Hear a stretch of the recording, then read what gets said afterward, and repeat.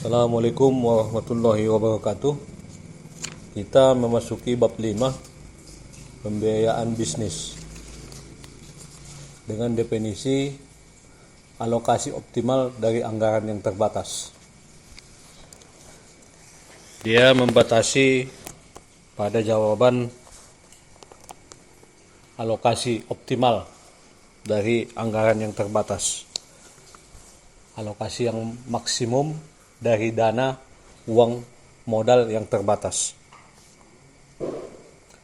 Di sini dia gambarkan ada sebuah planet yang menyatakan kekayaan suatu bangsa adalah sumber daya alam, pekerja, inovasi, kemampuan teknologi, kemampuan berpikir, sumber daya manusia, kemudian modal finansial. Nah, ini yang dia maksud modal finansial ini. Bagaimana kita mengelola modal ini dalam membangun bisnis, inilah yang akan difokuskan pembicaraannya. Di bawah dia buat ini, pengeluaran itu harus optimal. Bagaimana kita menggunakannya, keputusan harus ada, membeli atau tidak. Kemudian menjual atau membeli aset. Ini sebagai sumber uang tambahan modal untuk penjualan atau membeli aset itu lebih murah, tidak membangun, membeli yang sudah ada. Kemudian mengefisiensikan operasional. Efisiensi operasional ini biasanya sudah ada pengalaman, sudah ada kemampuan, ada yang ahli di bidangnya, sehingga di awal pekerjaan, di awal mula suatu kerja sudah diusahakan seefisien mungkin. Tetapi kalau saya berpendapat bagaimana mengoptimalkan anggaran ini, anggaran yang terbatas ini, sehingga apa yang wajib kita miliki, infrastruktur, SDM, pemasaran yang wajib ada, ini harus kita seleksi benar-benar sesuai dengan kebutuhan. Penghitungannya kita harus kalkulasi bagaimana jam kerja, bagaimana beban kerja masing-masing personil yang menanggung jawab di suatu bidang, bagaimana kecanggihan teknologinya, alat yang kita pakai itu apakah edisi terakhir atau versi lama. Ini akan jadi pertimbangan sama kita tanpa melupakan keterbatasan modal kita. Jadi bagaimana mengoptimalkan modal ini adalah bagaimana dengan modal seminim mungkin kita bisa bekerja dengan periode tertentu. Misalnya kita jadwalkan akan 5 tahun lagi baru kita merenovasi alat kembali atau mengupdate, menyegarkan alat kembali, ataupun 10 tahun. Nah, ini kita kalkulasi dengan kemampuan produksi, dengan total harga produksi, HPP-nya nanti masih bisa mampu bersaing di lapangan. Demikian, terima kasih. Assalamualaikum. Kita lanjut kepada halaman 51. Di sini ada ditampilkan diagram atau gambar sketsa rantai modal. Yang pertama itu modal, kemudian dibelikan dalam bentuk aset. Ini aset ini bisa berupa mesin, bisa berupa bangunan jasa, pergudangan, pelayanan, bisa unit-unit produksi ataupun unit pendidikan, bisa. Kemudian aset yang tadi mengeluarkan produk, jasa, pelayanan yang bisa dikonsumsi, dipakai oleh konsumen ataupun masyarakat. Dari pemakaian ini dia mempunyai nilai komersil sehingga ada penjualan, ada transaksi. Dari transaksi ini tentu bisa dihitung berapa total cost dari pembelian aset sebagai fixed cost, biaya tetap, kemudian layanan-layanan yang kita lakukan ataupun bahan-bahan yang dipakai sebagai variable cost. Ini menghasilkan total cost. Selisih dari penjualan dan total cost, inilah yang disebut dengan pendapatan bersih setelah dipotong pajak. Ini rantai modal secara sederhana. Ini gambaran ringkas tentang rantai modal. Demikian, terima kasih. Kita lanjut kepada penggunaan dari aset halaman 51. Jason menggambarkan sebuah traktor yang kita asumsikan ini adalah barang mahal yang nilainya tinggi. Tetapi aset tersebut bukan dinilai dari nilai perolehannya ataupun berapa dia dibeli. Aset itu bernilai jika ada digunakan. Makanya nilai sebuah aset ditentukan oleh penggunaan dari aset tersebut. Itulah yang dituliskan Jason di sini. Jadi kalau seandainya traktor ini tidak bekerja atau rusak, dia tidak mempunyai nilai. Dia tidak mampu menghasilkan pendapatan. Jadi dia nilai asetnya tidak produktif. Seterusnya kita lanjut ke halaman 52. Ada kita lihat ini bagaimana dengan uang tunai. Penggunaan uang tunai adalah masa depan arus kas. Jika dibiarkan mengendap dalam bank, tidak akan berguna. Ini benar. Ada istilah uang cash, uang yang kontan adalah raja.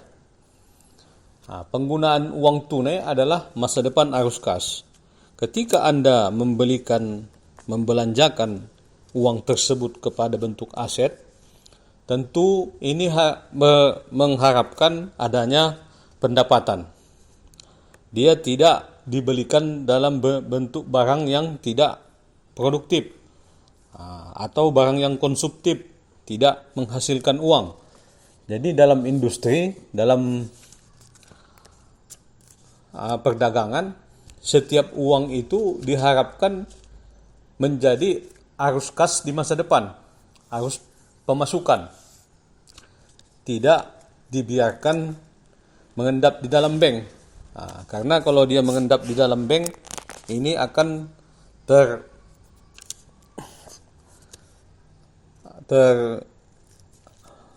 menurun nilainya. Bisa Anda bayangkan $100 sekarang, 5 tahun ke depan tentu nilainya tidak sama dengan $100 lagi. Yang mempunyai arti, kalau hari ini $100 itu bisa Anda beli sesuatu yang berharga, yang mempunyai manfaat, tetapi mungkin 5 tahun ke depan yang $100 ini tidak bisa memperoleh apapun yang berharga, hanya sekedar barang mainan. Tetapi penggunaan pembelanjaan kepada yang tidak tepat juga akan mempercepat Anda lumpuh, tidak memiliki modal. Jadi makanya di atas tadi kita sebutkan bahwa uang tunai adalah masa depan arus kas. Jadi dalam penggunaan uang ini harus hati-hati, begitu juga mengendapkannya, menyimpannya di bank juga tidak produktif. Itu akan melumpuhkan uang itu, melemahkan uang itu dalam jangka 5 tahun ke depan. Demikian, terima kasih. Kita lanjut pada halaman 54. Ada seseorang memakai uang sebesar $1.000, akan mengembalikan selama 5 tahun ke depan dengan nilai diskon penyusutan 4%. Pertanyaannya, ketika 5 tahun ke depan, berapa dia harus mengembalikan uang tersebut? Ini soal agak aneh, bukan membungakan uang, tetapi nilai yang $1.000 hari ini 5 tahun ke depan nilai sebenarnya berapa, nilai realnya berapa. Ini rumusnya ada present value, ada CFT per 1 tambah R dalam kurung pangkat T 5 tahun. Jadi VV sama dengan $1.000 dibagi 1 tambah 0,04 1,04 pangkat 5 menghasilkan $821,93. Artinya nilai sebenarnya yang $1.000 hari ini 5 tahun ke depan itu harganya hampir $822. Nah, seandainya Anda mengembalikan kepada orang tersebut $700, Anda masih beruntung $120. Inilah yang ditulis dalam halaman 54. Kemudian di halaman 55, Jason mencontohkan seseorang yang mau bekerja sebagai pemotong rumput pada bisnis tanaman. Layakkah dia membeli sebuah mesin rumput seharga $2.000? $2.000 itu sekitar 30 juta uang Indonesia. Nah, dalam 5 tahun ke depan, pantaskah dia membelinya? Nah, dengan asumsi dia mempunyai penghasilan uang masuk itu $1.000 per tahun selama 5 tahun. Artinya dia akan mendapatkan $5.000 dalam 5 tahun ini. Pertanyaannya, pantaskah dia membeli mesin seharga $2.000 hari ini? Sedangkan dia akan mendapatkan $5.000 5 tahun ke depan, yang sebenarnya $5.000 tahun ke depan itu pun tidak seharga $5.000. Nah, dengan memakai rumus yang di sini, itu tahun pertama $1.000 menjadi $909. Tahun kedua $1.000 menjadi $826. Nah, tahun ketiga jadi $751, tahun keempat 1.000 menjadi $683, tahun kelima $1.000 menjadi $621. Ini kalau ditotal menjadi hampir $3.800. Nah, kalau kita bilang tadi, kalau secara konstan dia $1.000 satu tahun selama 5 tahun, tentu $5.000 itu yang kita bayangkan.